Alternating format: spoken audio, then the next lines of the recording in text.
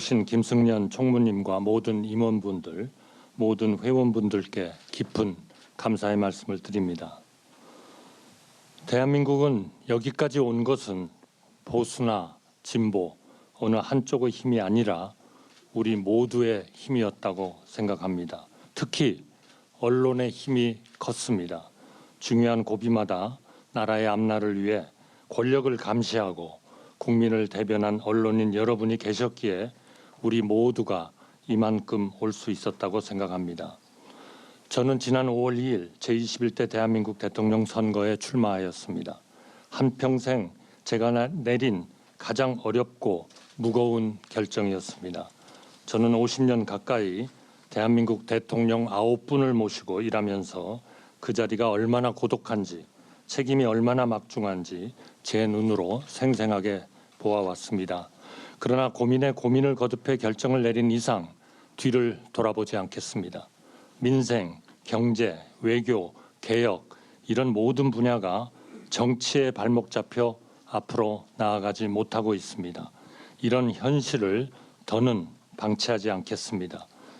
우리 국민이 피땀으로 쓴 성공의 역사가 정치 때문에 무너지는 일을 막겠습니다. 저는 국민 여러분께 바로 개헌, 통상 해결, 국민 동행 세 가지를 약속드렸습니다. 우리나라가 앞으로 나아가기 위한 핵심 과제들입니다. 지금까지 우리나라 정계에는 나라가 위기에 처할 때마다 정파적 이익을 내려놓고 국민 전체를 위해 타협하는 큰 정치인들이 계셨습니다. 그러나 지금 우리 앞에 놓인 정치적 현실은 어떻습니까? 그동안 정치권에서 벌어진 일들이 국리 민복에 도움이 되는 건설적인 논의입니까? 전혀 그렇지 않다는 걸 우리 국민이 다 알고 계십니다.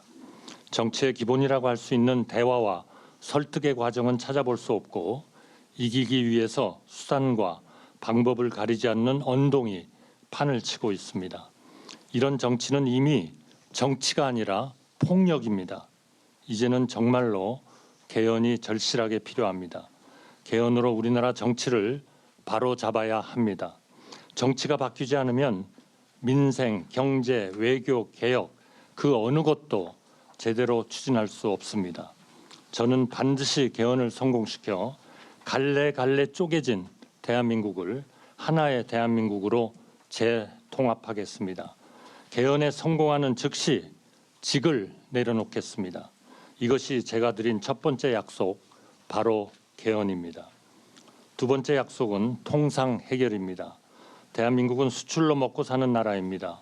그렇기 때문에 통상 문제는 우리 경제는 물론 국민 한 사람 한 사람의 생활과 직결됩니다.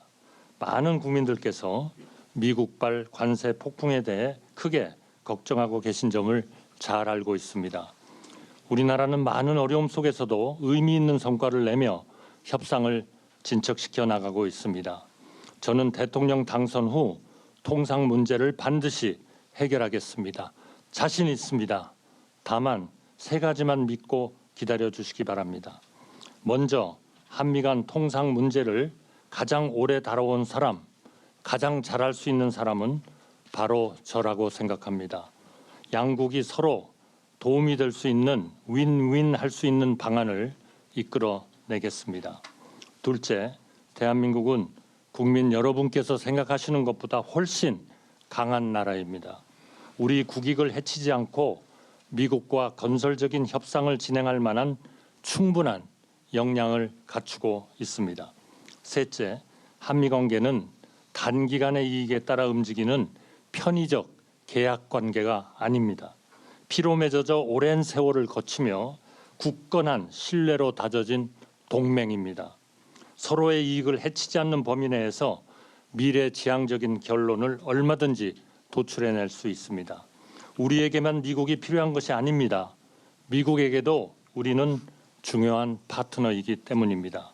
끝으로 국민 통합과 약자 동행, 즉 국민 동행을 이루어내겠습니다. 대한민국의 빛나는 역사는 우리 국민 모두가 함께 이룬 자랑스러운 공적입니다. 그 과실도 국민 모두에 돌아가야 합니다. 하루하루가 힘겨운 취약계층, 미래가 암울하다고 느끼는 청년층, 이분들이 만족하고 안심할 수 있어야 나라 전체가 앞으로 나아갈 수 있습니다. 우리 중에 가장 약한 분의 복지가 우리 모두의 복지를 가늠하는 척도가 되어야 합니다. 그래야 사회도 경제도 활력 있게 돌아갑니다. 다만 민주당 방식으로는 이러한 목표를 이룰 수 없습니다. 줄탄핵, 일방적 감액 예산 처리, 전 국민 25만 원 퍼주기식 경제정책, 이런 수단으로 국민의 행복을 이뤘다는 나라를 저는 본 적이 없습니다. 국민 통합도 약자 동행도 경제와 행정을 속속들이 아는 사람이 합리적으로 나라 살림을 하면서 각종 제도를 손보고 효율화할 때 비로소 가능합니다. 제가 그 적임자라고 감히 말씀드리고 싶습니다. 모든 분들이 함께 잘 살 수 있는 통합과 상생의 대한민국을 만들어 나가겠습니다. 언론인 여러분, 저는 우리나라가 한 시대를 마감하는 분기점에 서 있다고 생각합니다. 제가 디딤돌이 되겠습니다. 존경하는 우리 국민들이 제 등을 딛고 다음 시대로 넘어가시기를 간절히 염원합니다.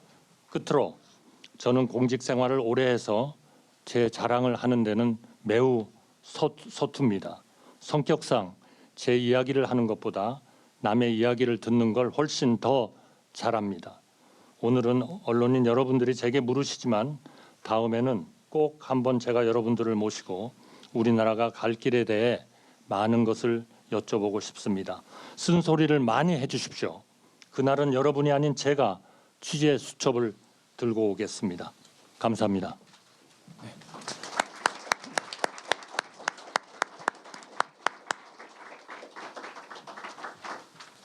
네, 그럼 본격적으로 질문을 드리겠습니다. 경향신문 박영환 부국장이 일단 대선 출마 그리고 지금 논의되고 있는 단일화 관련돼서 초점을 맞춰서 질문하겠습니다. 예, 안녕하세요. 경향신문 정치국제 에디터 박영환입니다. 우선 지금 국민들이 제일 궁금해하는 것은 총리님이 왜 출마하셨을까일 것 같습니다. 관련해서 이 앞부분에서 개헌, 통상 그리고 통합 세 가지 키워드를 말씀을 하셨는데요. 좀 추상적입니다. 좀 국민들 이 마음에 쏙 와닿게 결단을 하게 되신 구체적인 계기, 결정적 순간에 대해서 좀 설명해 주십시오. 우선 세계적으로 통상 질서가 급변하고 있습니다. 이 통상 질서는 단순히 통상에 관한 것이 아니고 우리 산업의 전체 구조를 바꿔야 되는 그런 상황에 직면해 있습니다. 또 국제 질서가 요동치고 있습니다. 강대국 간의 관계, 그리고 강대국과 중연국과 그리고 경제 규모가 작은 나라들과의 관계가 요동치는 그런 대변혁의 시기가 되고 있습니다. 이러한 문제들을 적어도 국내적으로 해결하기 위해서는 갈등과 분열이 우리 공동체의 기반을 흔드는 이런 상황이 지속돼 가지고는 그거는 절대로 저는 우리가 이러한 목적을 이룰 수 없다 이렇게 생각하고 있습니다. 그런데 개인과 진영의 이익을 쫓는 그런 정치 싸움은 거의 위험 수준입니다. 정치가 바뀌지 않으면 경제도 민생도 외교도 개혁도 다 불가능한 그러한 상황입니다. 국익의 최전선인 통상외교까지 정쟁의 소재로 삼고 협상을 중단하라는 그런 현실과 전혀 동떨어지는 정치적 주장까지 나오고 있습니다. 지금 매일매일 우리 자동차 업계는 25%의 품목 관세의 질곡에 신음하고 있습니다. 올해 적자가 몇 조가 더 늘어날지 모르는 이런 상황입니다. 그러한 상황에서 우리가 서로에게 이익이 되는 이러한 협상을 서두르지 않고 중단하라는 그런 어불성설의 얘기가 아무렇지도 않게 나오는 그러한 정치 상황입니다. 저는 이러한 대한민국의 미래와 우리 모두를 위해서 할 수 있는 일을 찾기로 그렇게 결심을 했습니다. 물론 권한대행을 무사히 6월 3일까지 잘 마치고 은퇴해서 편안한 개인 생활을 누리는 것도 어떠냐 하는 얘기도 많았습니다. 또 그것도 의미가 굉장히 있다고 생각했습니다. 선거를 제대로 관리하고 그리고 우리의 국정을 최대한 안정시키고 그런 도중에 이런 통상 질서와 국제 질서의 요동에 따라서 우리나라가 위험한 처지에 처하지 않도록 하는 것도 중요하다고 생각했습니다만 이러한 국내적인 개헌을 통한 우리의 제도를 명백히 바꾸고 그러한 것에 기초를 두어서 우리나라가 국내적으로 안전하고 부강하고 국제적으로 존경받고 사랑받는 그리고 자유민주주의와 시장 경제 질서가 꽃피고 그리고 어려운 분들이 안심하고 살 수 있는 그런 약자와의 동행도 같이 이루어지는 이런 일들을 이루는 것이 훨씬 더 급하고 또 아무나 할 수 없는 일이다. 저는 그렇게 판단을 하고 그런 결정을 했습니다. 예, 역시 대선 출마 관련해서요. 출마 과정에서 누구랑 주로 상의하셨는지도 궁금합니다. 그러니까 지금 세간에는 보면 정진석 비서실장 등 윤 전 대통령 측근들이나 아니면은 성일종 의원 등 충청권 의원들이 적극 출마를 권유했다라는 이야기가 있습니다. 사실인지요? 그리고 출마 과정 누구랑 상의를 주로 하셨는지도 좀 설명해 주십시오. 저는 일부 분들이 그렇게 하는 것이 어떠냐. 특히 우리 최근에 우리의 경제, 국내외적인 경제가 어려워지면서 경제의 전문가가 좀 나서야 할 때 아니냐, 통상의 전문가가 나서야 할 때 아니냐, 그리고 욕심이 없는 사람이 좀 나서야 되는 거 아니냐.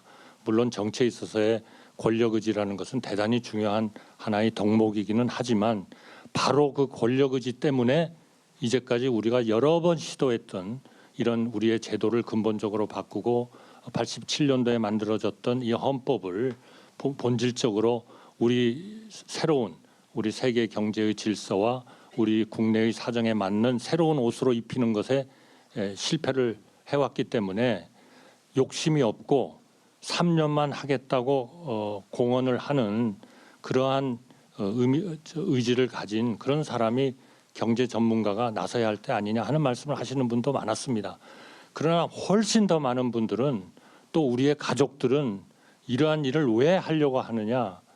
이제 우리 50년 공직 생활로서 끝내자.